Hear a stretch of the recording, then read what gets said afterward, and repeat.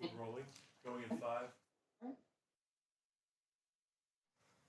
It seems just about every Christmas or Easter, academics and archaeologists come up with some new controversial claim about Jesus.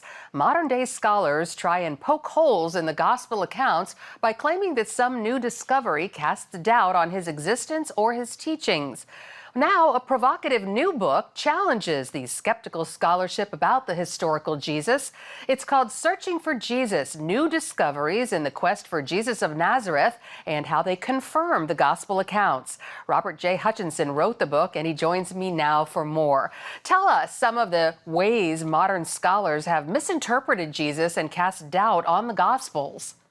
Well, something as basic as just his existence. In the last few years, there's been a lot of people who claim that Jesus of Nazareth didn't exist because the town of Nazareth didn't exist, because there's very little archaeological proof that Nazareth existed in the time of Jesus or in the early Roman period.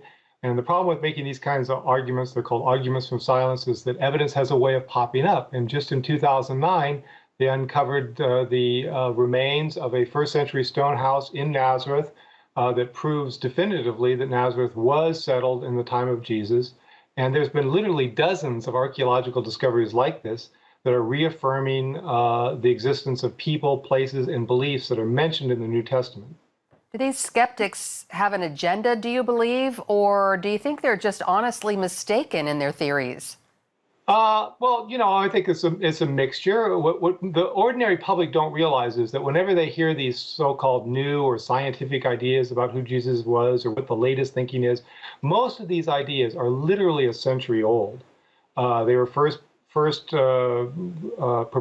in the late 19th century. Bart Ehrman, for example, who argues that Jesus was an apocalyptic prophet who thought the world was going to come to an end in his own lifetime. He was basically a deluded fanatic who died disappointed and shocked on the cross. This is a century-old idea that has never been actually proven. It's just been accepted without any strong evidence. And now increasingly modern secular scholars and Jewish scholars at universities all over the world are challenging these 100-year-old ideas and finding, much to their shock, that the latest evidence actually supports the basic outline of the story as presented in the Gospels. Yours is really a fascinating and important book. What led you to write it?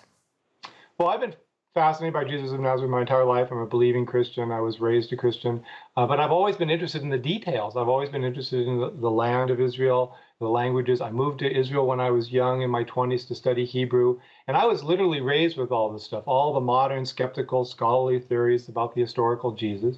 But just in the last few years, because I've always kept up with it, and I've written about it for magazines like Christianity Today. And in the last few years, say the last 5 or 10 years, I started to notice that many of these top secular experts were saying things that were exactly the opposite of what I was taught in graduate school and in college. And they were saying things that actually supported the gospel account of events rather than attacking them. And I thought, this stuff isn't filtering down to the masses. You don't hear this in the media, and a lot of people in the pews don't know about this. Well, you already told us about the existence of the town of Nazareth that scholars said didn't exist. Can you give us another example of a recent discovery that pushes back against the modern misconceptions? Well, one good example is the notion that of a suffering Messiah. Throughout the New Testament, there's talk about how Jesus was a suffering Messiah and people were expecting a suffering Messiah. And for about a century, scholars have thought that this was just an idea made up by the early Christian community to explain away the scandal of the cross, But in 2008, they found a first century stone tablet written in ancient Hebrew that mentions the angel Gabriel and talks about a Messiah who would suffer, die, and perhaps even rise again in 3 days. And this was a dramatic archaeological confirmation that at least some Jews in the time of Jesus were expecting a suffering Messiah, and that this idea was not made up by the early Christians. And this is one of the key pillars of skepticism about the New Testament, and it was kind of knocked off its feet by this discovery and others like it. And so many scholars are starting to go back and relook at some of these things and determine that maybe they weren't all made up by the early Christians, as people have thought for a century. After readers read your book, what do you hope will be their big takeaway? What do you hope they will learn about Jesus? What I hope they'll take is to take a lot of the scholarly stuff they hear in the media with a grain of salt. The problem with the skeptical scholars was not that they were skeptical, it was that they weren't skeptical enough.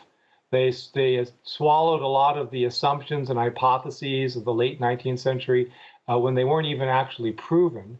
And now top scholars in archaeologists are taking a second look, and they are starting to realize that the Gospels may be truer than we thought. And I think that's really a fantastic, fascinating topic right now, and I think people would really enjoy looking into it.